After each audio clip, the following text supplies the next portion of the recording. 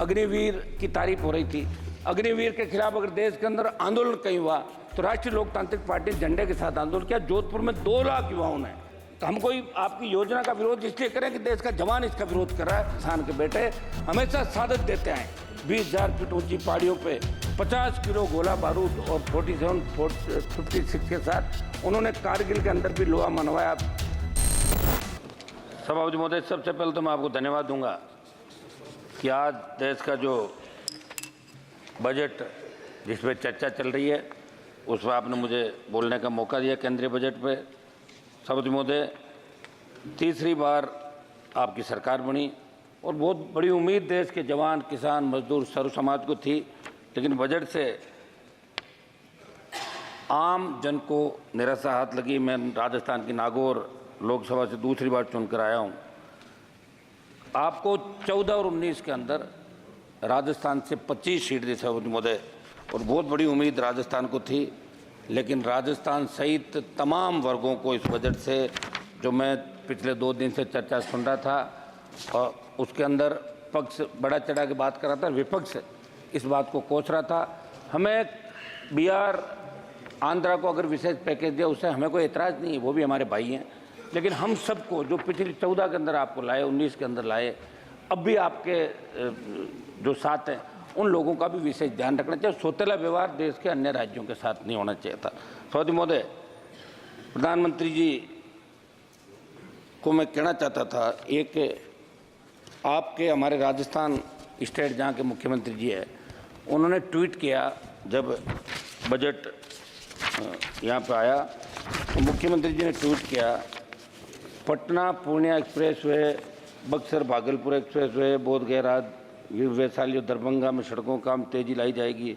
बक्सर में गंगा नदी नया लेन वाला पुल 26,000 करोड़ की कुल लागत से। बिहार का ट्वीट हमारे मुख्यमंत्री जी ने किया, भजन लाल जी ने, और जब आलोचना हुई राजस्थान के अंदर तो उनको अपना ट्वीट वापस लेना पड़ा।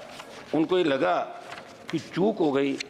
वहाँ तो आपकी सरकार थी राजस्थान के अंदर, आपकी सरकार जहाँ है और वहाँ व्यथित होकर मुख्यमंत्री को ट्वीट वापस देना पड़े, मेरे हिसाब से ये मामला ठीक नहीं। अब जब भी आप घोषणा करें 8 करोड़ राजस्थान के जो लोग हैं जिन्होंने भारतीय जनता पार्टी की सरकार दी, हमेशा आपके साथ खड़े रहे, उनके साथ धोखा हुआ, ऐसा इसके अंदर एमएसपी पे सभापति महोदय, दूसरे कार्यकाल में देश का सबसे बड़ा किसान आंदोलन हुआ, लंबे समय चला, 700 से ज़्यादा किसानों ने शहादत दी और मैं आपकी एनडीए का हिस्सा था।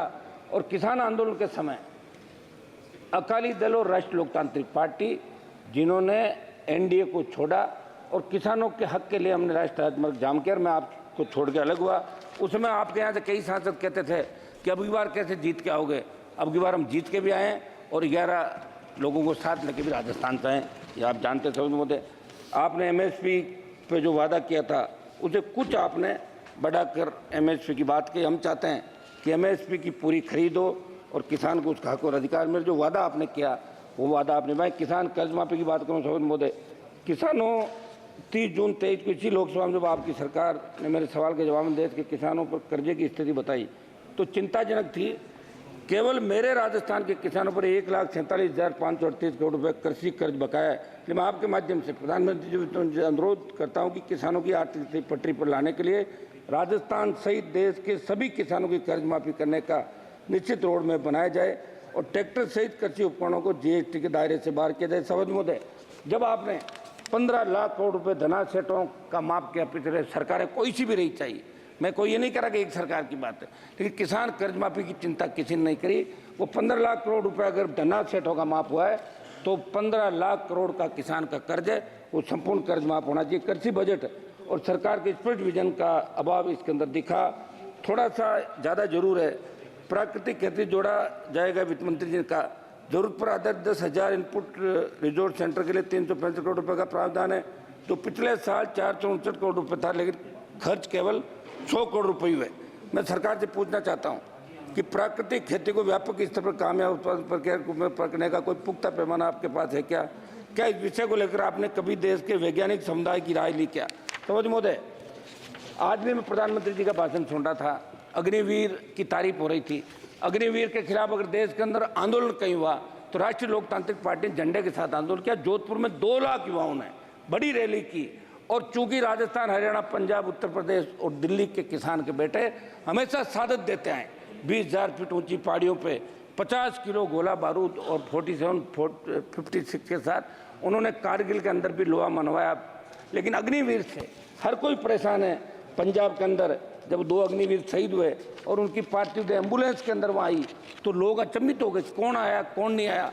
उनकी न कोई पेंशन की व्यवस्था, न उनकी शहीद का दर्जा देने की बात। सभापति महोदय, मैं चाहूँगा कि प्रधानमंत्री जी एक मिनट सभापति महोदय, प्रधानमंत्री जी बड़ा मंदिर का हरियाणा का चुनाव भी आ गए और राज्यों के चुनाव आपके कई जो कैंडिडेट हारे थे बीजेपी को, उन्होंने कहा था कि अग्निवीर की वजह से हमारे अग्निवीर योजना को बंद किया जाए।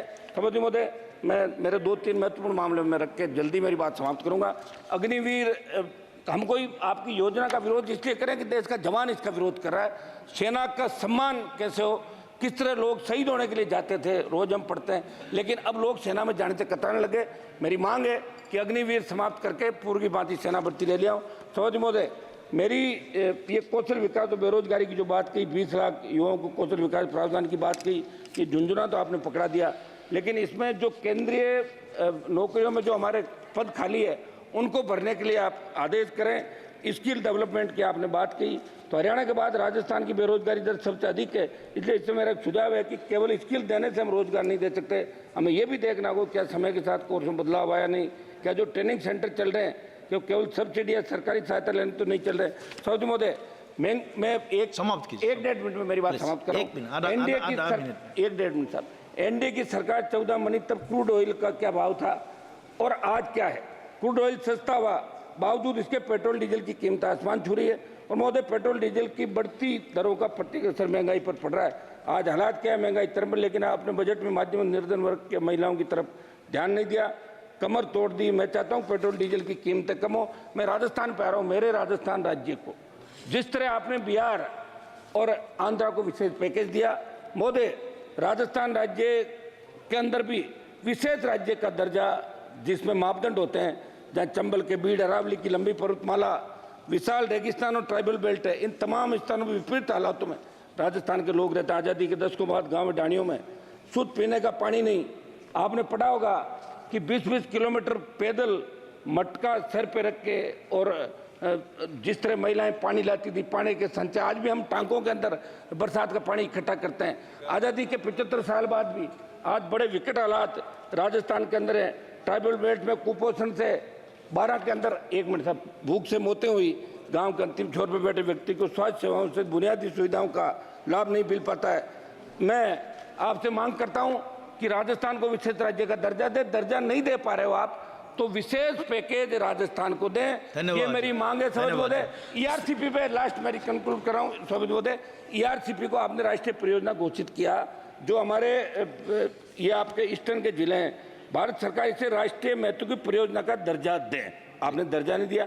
मेरे से नागौर सहित पश्चिम राजस्थान के वो तमाम जिले जिन्होंने अकाल के साये में अपना अतीत गुजरा, आज भी संघर्ष करें, वहाँ के खेतों में सिंचाई के लिए और लोगों को पीने के पानी के लिए ईआरसीपी की तर्ज पे पश्चिम राजस्थान के अंदर WRCP पश्चिम राजस्थान नहरी परियोजना को की आप घोषणा यहाँ से कराएं। ये मैं आपसे मांग करता हूँ। एक मेरा अंतिम और अंतिम